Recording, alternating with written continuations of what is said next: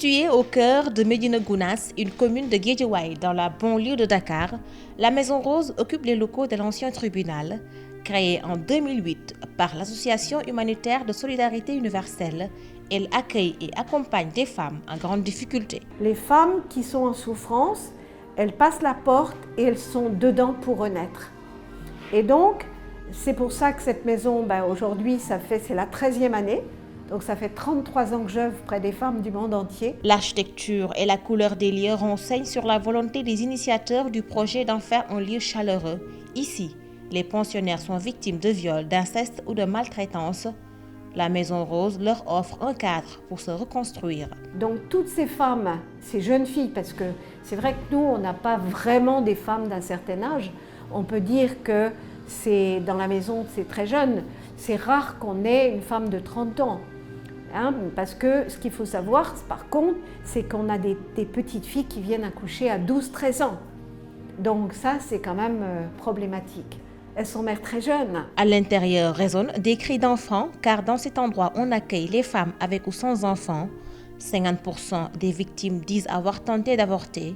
Souvent, elles finissent par se résigner et garder l'enfant. Depuis le début, par exemple, pour les bébés qui sont nés de viol, on doit avoir plus de 240 bébés qui sont nés de viol. C'est incroyable parce que c'est des bébés qui sont aimés. Âgée de 27 ans, Elena est de nationalité congolaise. Elle est ici depuis le 21 octobre 2022 alors qu'elle était enceinte de 5 mois.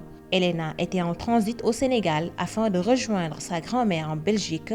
Un projet tombé à l'eau, elle revient sur le film de l'agression sexuelle dont elle a été victime le 5 juin 2022 alors qu'elle revenait de son lieu de travail. Quand je rentrais à pied, maintenant il y avait des gens, maintenant je suis cognée avec un monsieur. Il m'a cogné comme ça, là, il m'a demandé pardon, moi aussi j'ai demandé pardon. Après moi je voulais partir. Après lui il m'a dit non, ne sois pas pressée, pourquoi tu es pressée? Toi tu es congolaise? Après j'ai dit oui. Après, je lui ai demandé pourquoi. Après, il m'a dit, ta façon de parler, ça montre que tu es congolaise. J'ai dit oui, je suis congolaise. Après, lui aussi, il m'a dit, sa mère, c'est une Congolaise de la RDC. Son père, c'est un Sénégalais. De fil en aiguille, elle se retrouve dans l'appartement de son violeur.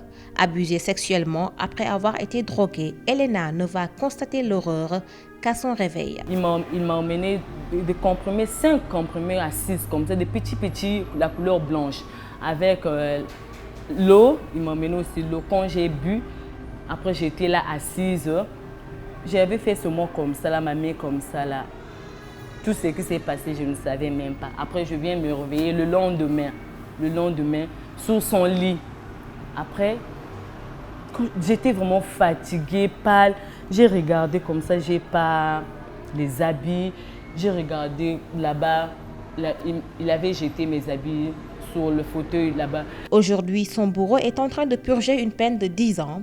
Un soulagement pour elle, même si elle dit avoir tourné la page et surmonté cette épreuve. Je ne peux pas dire que j'ai pas oublié mon histoire, mais j'ai surmonté sur ça. Je ne peux pas arrêter là, seulement j'ai été violée.